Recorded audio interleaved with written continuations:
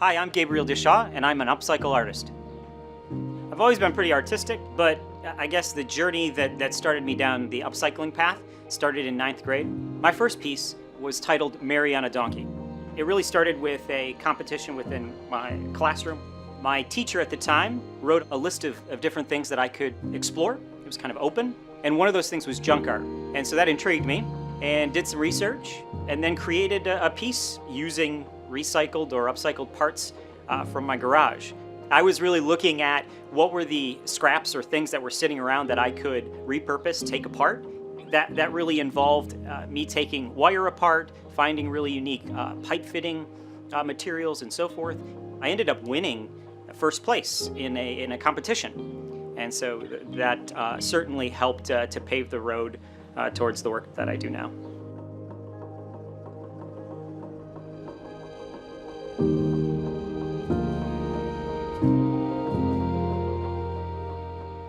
For me, upcycling really is around this idea of reimagining things as they were maybe in their original purpose or design, and reimagining those or reassembling those into something different. The creative process for me really starts a couple different ways.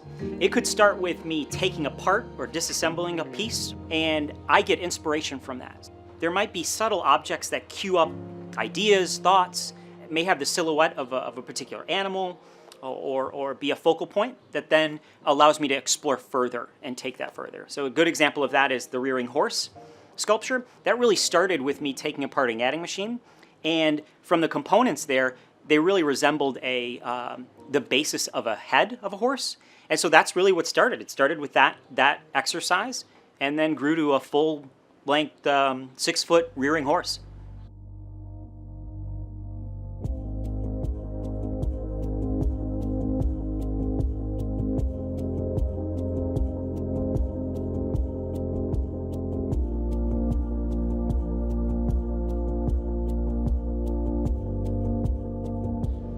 Part of what makes this fun and so intriguing to me is around the hunt. One of the ways I find material is by going to like flea markets or antique stores. As I just kind of peruse that stuff, that junk, that throwaway things, it sparks interesting ideas or things that may come into my mind. So the Louis Vuitton series had an interesting genesis or starting point. I stopped at this little resale shop and came upon this big stack of Louis Vuitton luggage, and I was like, wow, maybe there's something here. I could maybe explore something here. Walked out of there with one of the pieces.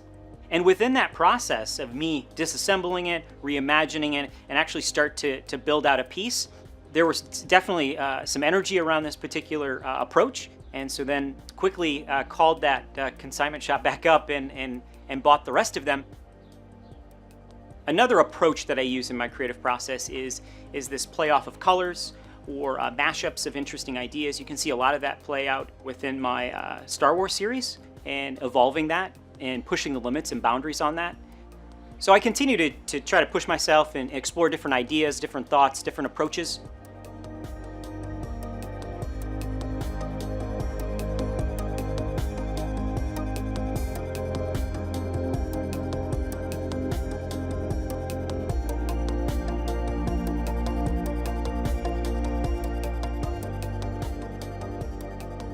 One of the series that I have a lot of passion around is the sneaker series.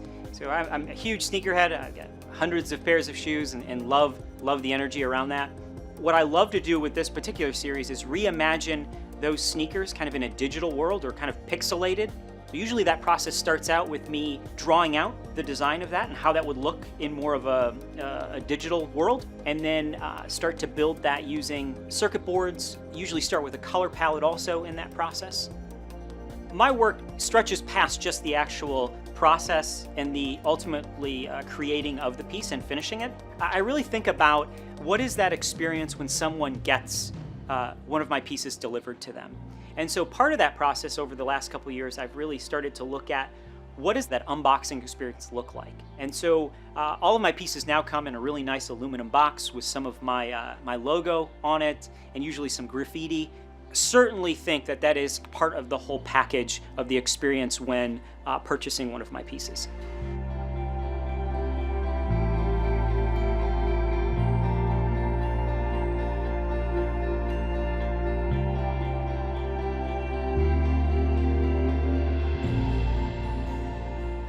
A driving force within my approach and the materials I use is this idea around e-waste.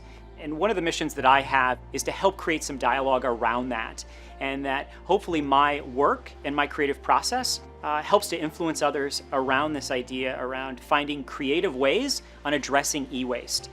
That this stuff doesn't necessarily need to end up in a landfill. It can be repurposed, reused, reimagined into something different.